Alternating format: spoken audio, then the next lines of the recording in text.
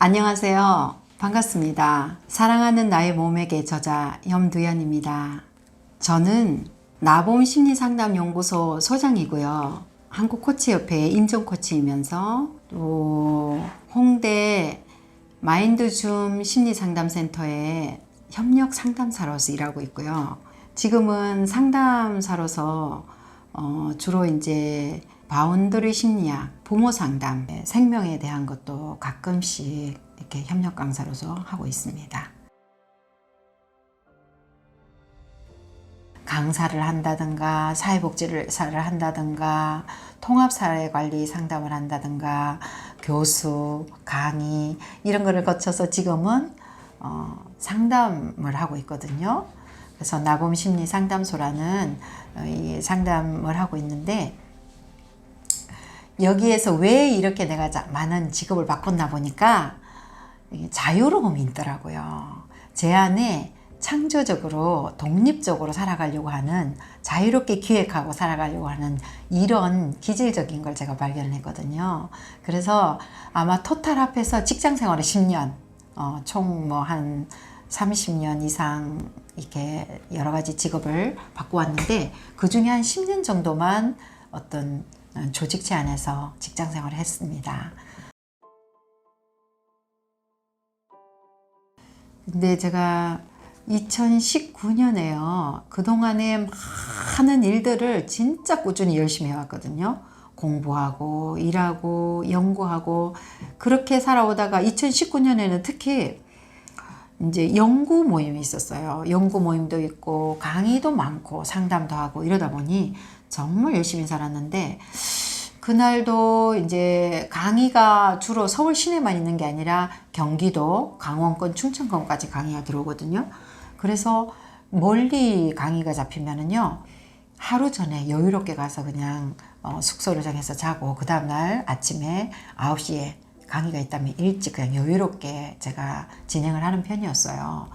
그때도 하루 전에 가서 잤는데 그 다음날 아침에 8시에 강의장에 도착하자마자 비보 좌회전에서 교통사고가 크게 났습니다. 그래서 그 교통사고 이후로 제가 와상 환자가 되면서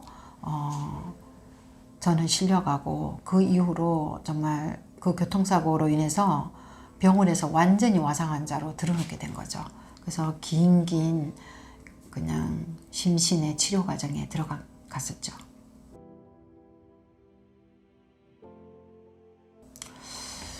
병원에 누워 있으면서 내가 왜 혼자 남겨졌을까? 그때 사고 때 제 옆에 있는 분이 아무 말씀도 못하고 가셨거든요. 나는 살아서 뭘 하려고 이렇게 남겨졌을까?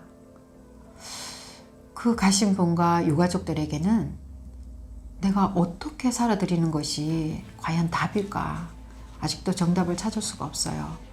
과연 내가 만날 수 있을까? 거기에 대한 것도 정답도 못하고 있어요. 그렇지만 많은 고통과 긴 한숨 속에 결론을 내린 것은 한 가지였어요.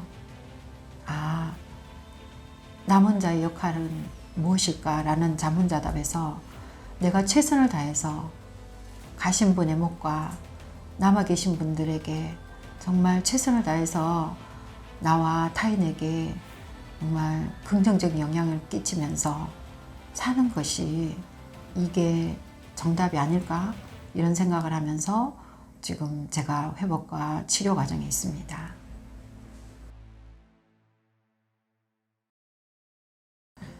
회복 기간은 매우 길죠. 그렇지만 병원에 있을 때 그 긴 정말 우울감과 불면증과 어려움이 많았어요.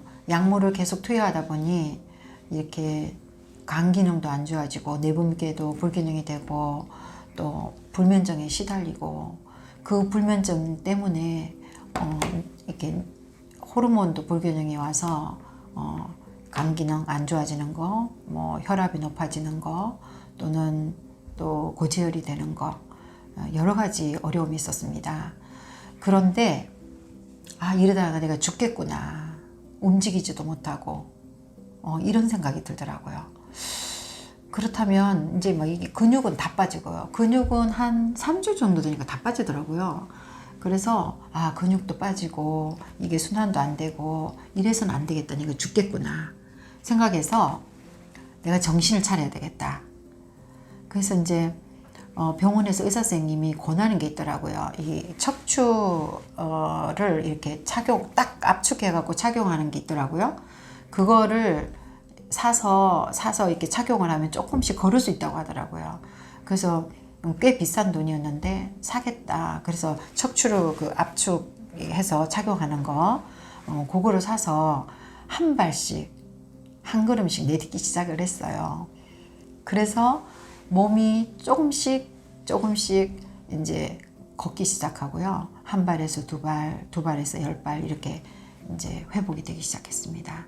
하지만 정신적으로 이렇게 갈수록 무기력해지고 또 PTSD, 즉 외상후 스트레스 때문에 잠을 못 잤어요. 불면에 시달렸어요. 그래서 이것 때문에 정말 오랫동안 몸부림치면서 제가 회복과 치유, 약물과 제가 알고 있는 심리 치료를 저한테 적용을 했어요. 그러면서 약물 치료와 의사 선생님의 상담과 제가 저에게 적용한 이 치유 방법, 이것으로 인해서 하나하나 정말 이렇게 벗어날 수 있었던 것 같아요.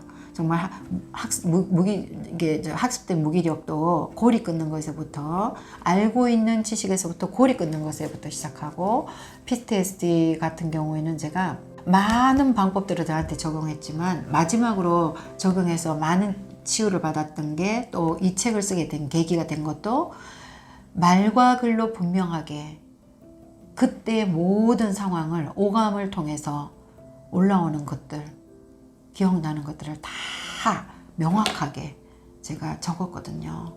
이름표를 달고, 문장의 이름표, 단위의 이름표를 달음으로 인해서 많은 부분이 치유가 되고 회복되어져 가는 것을 느꼈습니다.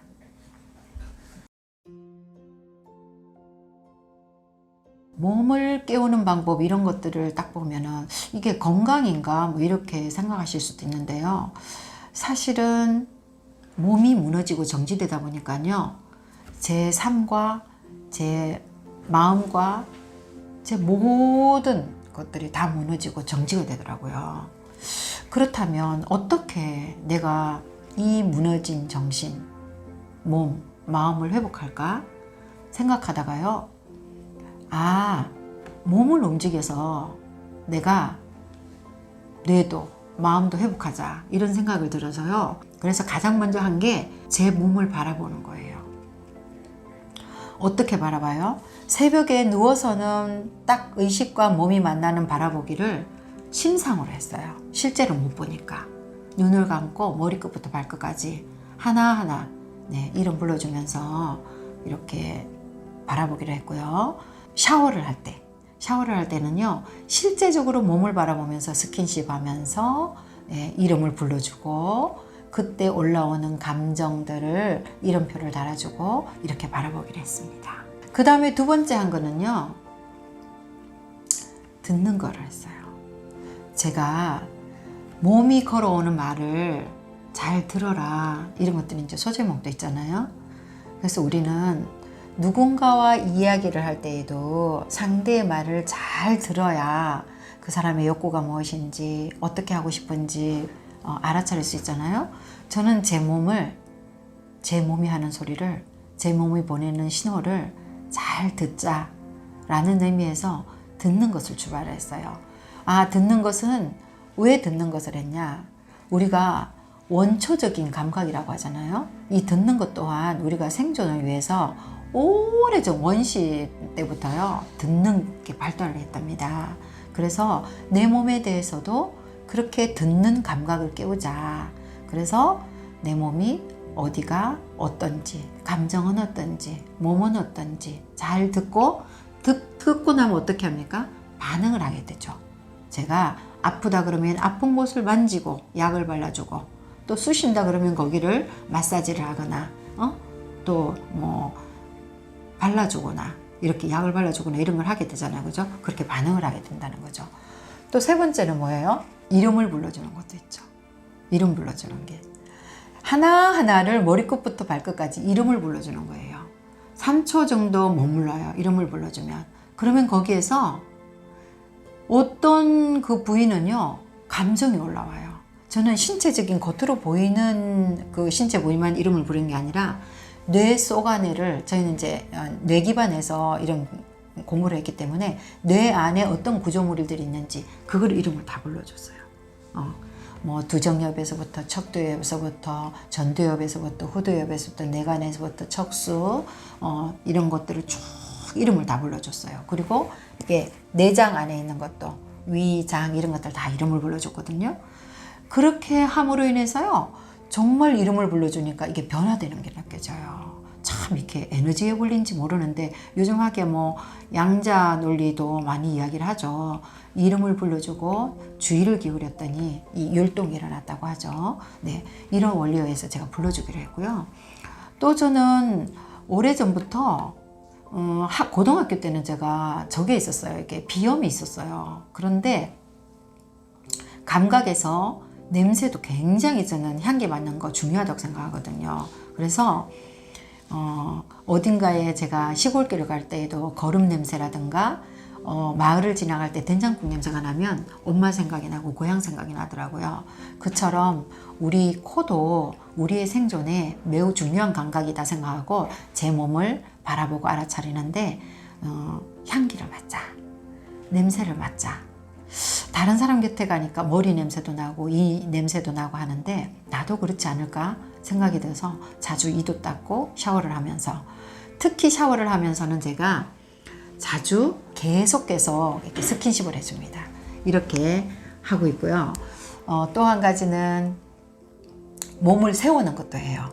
그래서 파워 포즈를 하고 균형 감각을 맞추기 위해서 좌우로 이렇게 움직이는 것들, 걸어가기, 걷기 막 이런 것들 있잖아요. 좌우로 이렇게 체조하는 거, 파워 포즈 하는 거, 자세를 바르게 하는 거, 이로 인해서 내 안에 있는 모든 신체 기능들이 제 위치에서 정상적으로 잘 돌아가는 생각으로, 잘 율동하는 생각으로 이렇게 제 안에는 10가지의 방법이 있었는데 오늘은 제가 총 한 5가지 정도 이야기를 한 것 같습니다.